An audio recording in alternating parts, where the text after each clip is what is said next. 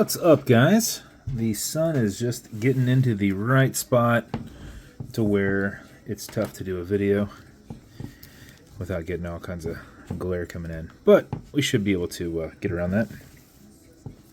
So you guys might not have seen one of these dials for a very long time. This is one of my TK-208 dials. I had these made probably 2 years ago. A little expensive to have made, but it's so that I can get really good detail, have it lasered, be able to paint it, and sand it without sanding out the detail.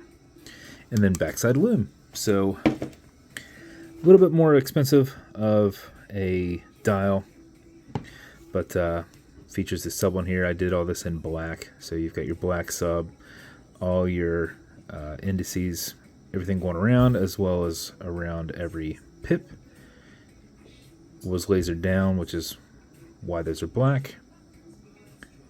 So everything I did in that in black. You also have a little BVW there, and then backside lumed it, and it's under a dome sapphire. This is in a doxa style case that has a two-piece bezel. The interior insert, or the interior piece of the bezel, does not turn. That's your minute reference. The outside is your tachymetre that is accented in red, measuring your speed. So if something takes, I wasn't even looking. If something takes a full 60 seconds to get to you, you can see that it's going 60 miles an hour. But you also see on here, I'm not sure if that's straight. Yeah, it's straight.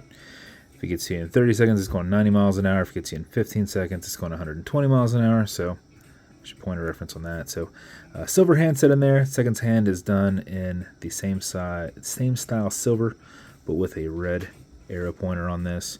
As a reference, this is a black PVD doxa style case. Solid milled caseback, and then a custom two-piece wristbound strap. He did a black strap for me. This is a 20 millimeter. That's 20 with flares back out to 22. Distressed buckle on here, and then some really nice red inserts riveted in. And that is the build. So you saw how the bezel works on that. This is an automatic mechanical. It's got a rotor in the back. You just can't see it. So it'll keep time throughout the day with your movement. But if you're not going to be very active, driving, etc., make sure you wind it just a little bit. And how you do that is you back the crown off the threads, and it will kick out when it's off the thread tube. I was trying to do it slow so you could see it kick out. But at that point, it's in your wind position. And winding it is turning it away from you.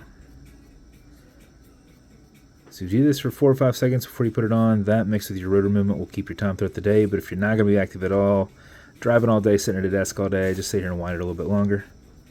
You've got a 41-hour power reserve on this. This has an NH38 movement inside. When you're happy with your winding, you're going to pull to the 1 and only click. You've got a hacking movement, so it's going to stop and not go any further. And you can now set your time. Okay, Google, what time is it? 5:12 p.m. When you're good, you're going to push it over. When you push it over, it's going to go back into that wind setting, and you're going to see that your seconds hand picks back up. Now you're just going to push in and turn until you get that line back up where it's threading back on. Wind it down, and that is the build. I've only done a few of these TK-208s. I have a couple other, but they're completely different style than this. So as far as I know, this is the last TK-208 like this. I'm going to double check while everybody's here to confirm whether that is the last one. Yep. That is the last one. The other style I've got 3 of. And they're actually all done slightly different.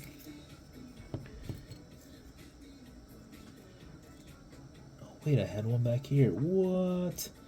I stacked this on the wrong thing. I have one.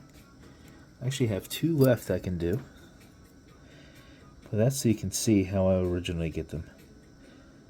So, it requires painting. Those were behind the other TK-208 style, which is like this. In this one, I've done one of them where I did the bottom in blue, which was very tough to do. So I might not do that again. Might just backside loom this one. But so that's the other style. So that one has circles instead of lines, which is why they were separated. And then this one is just lines as well. And just like that one. So those two can actually go together. So I put them on the wrong stack. So that is the third to last TK dial. And apparently I have a really busy tachymetre style one that I can do too. So I will work that as well. That's what happens when you have lots of dials, don't have any room to put them. You accidentally stack them, and 2 years go by. So, good news.